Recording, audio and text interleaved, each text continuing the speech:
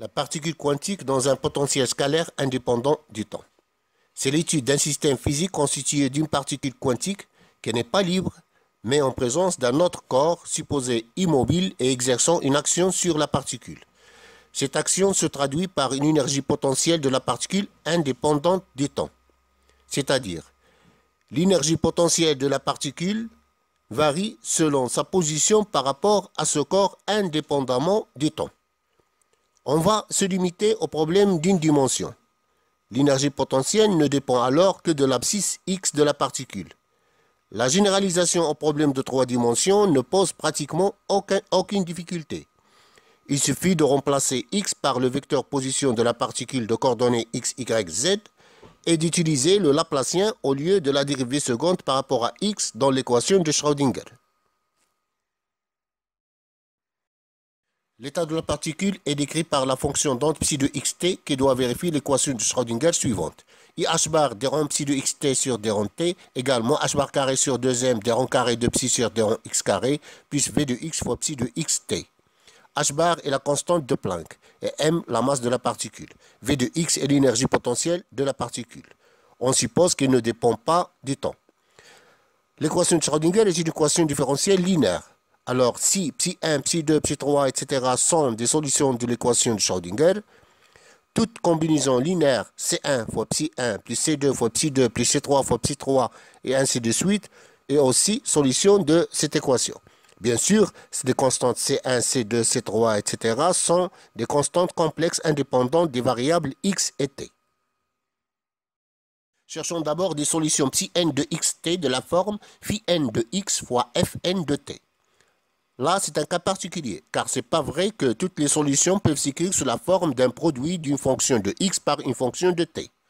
Dans ce cas particulier, le premier terme de l'équation de Schrödinger devient IH bar fois φn de x fois d de fn sur dt.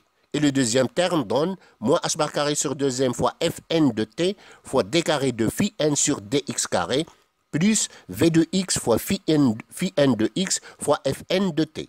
En divisant les deux résultats par le produit φn de x fois fn de t, on trouve finalement IH bar sur fn de t fois d de fn sur dt égale à 1 sur φn de x multiplié par moins h bar carré sur 2m fois d carré de φn sur dx carré plus v de x. Remarquons que le premier terme est indépendant de x et le deuxième terme indépendant de t. Puisque les deux termes sont égaux, on conclut immédiatement que chacun des deux termes doit être égal à une constante qui ne dépend ni de x ni de t, qu'on va la noter En. On peut vérifier facilement qu'elle a la dimension d'une énergie. En identifiant le terme qui contient Fn de t avec En, on trouve l'équation différentielle linéaire de premier ordre d de Fn sur dt égale moins IEN sur h bar fois Fn de t.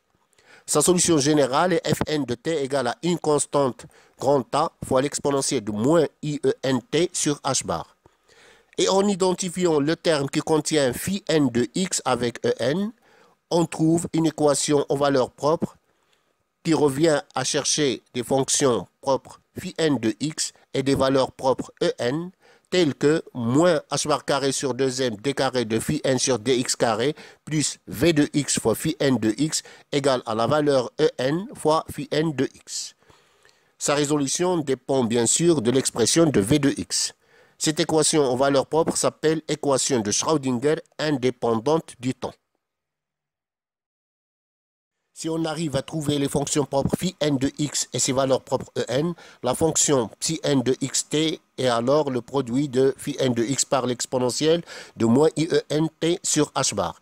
Et la fonction d'onde qui décrit un état quelconque de la particule est ψ de xt, qui est une combinaison linéaire des fonctions ψn, c'est-à-dire ψ de xt égale la somme de Cn ψn, qui est égale à la somme de Cn fois l'exponentielle de moins IENT sur h bar fois φn de x. La signification physique de la constante complexe Cn est que le module de Cn au carré donne la probabilité de trouver la particule dans l'état ψn, c'est-à-dire la probabilité de trouver le résultat de mesure de l'énergie totale de la particule égale à En.